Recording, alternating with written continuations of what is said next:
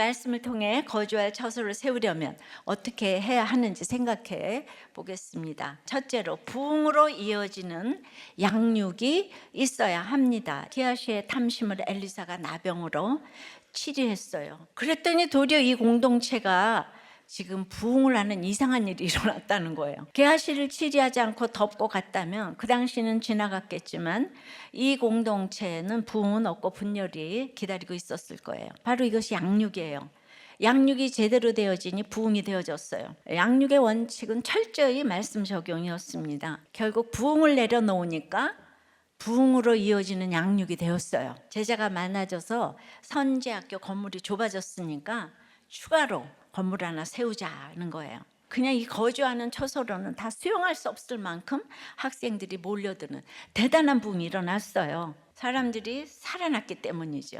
그렇게 살아난 입소문을 들은 사람들이 엘리사가 있는 선지학교로 몰려들었을 거예요. 살아나는 사람들이 많아지면 살고 싶은 사람들이 모여들기 마련이죠.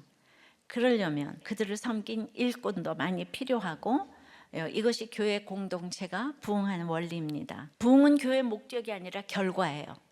교회의 목적은 사람을 살리는 구원입니다. 기적으로 일어난 부흥은 일시적일 수밖에 없어요.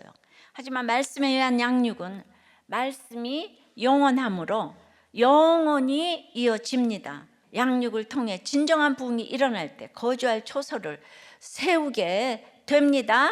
두 번째는 내 힘에 대한 신뢰가 떨어져야 돼요. 전국적인 가뭄이 이어졌기 때문에 이제 성전 건축에 쓸만한 나무 구하기가 쉽지 않았던 것 같아요.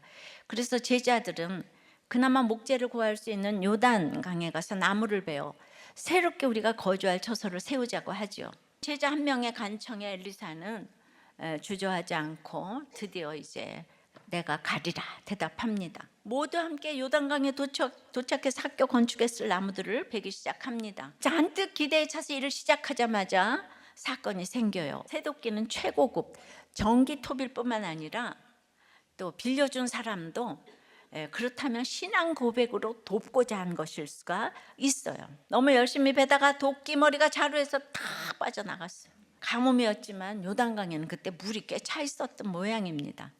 들어가서 도끼머리 찾는 게 불가능해졌습니다. 이 사람은 갚을 돈도 없고 빌려준 사람에게도 은혜를 원수로 갚는 꼴이 되었고요. 이 선지 생도에게 쇠도끼가 떨어진 사건, 인생이 떨어진 사건이었어요. 이렇게 내 힘을 신뢰하게 해주는 귀한 도구가 떨어져서 쓸 수 없게 되었어요. 교회 개척의 명분이 너무 확실한데, 헌신도 대단한데 시작부터 지금 무서운 위기가 왔습니다. 사람의 힘으로 지은 것은 결국 사람의 한계를 벗어나지 못해요. 우리 힘에 대한 신뢰를 완전히 떨어뜨려서 기대도 하지 않게 만드세요. 이것이야말로 우리 생각을 뛰어넘는 하나님의 큰 사랑인 거예요. 우리보다 몇 수 늘 더 앞서 보시면서 우리에게 유익이 되도록 우리를 지키시고 인도해 주시는 사랑입니다. 세 번째는 사명의 십자가를 내밀어 잡으면 됩니다. 엘리사가 나뭇가지를 베어 물에 던져요. 나뭇가지를 물에 던져 깊이 가라앉은 새도끼를 떠오르게 합니다. 새도끼가 떠올랐으니까 집어야 되잖아요. 나에 대한 신뢰가 떨어졌으니 이제 그거 생각하며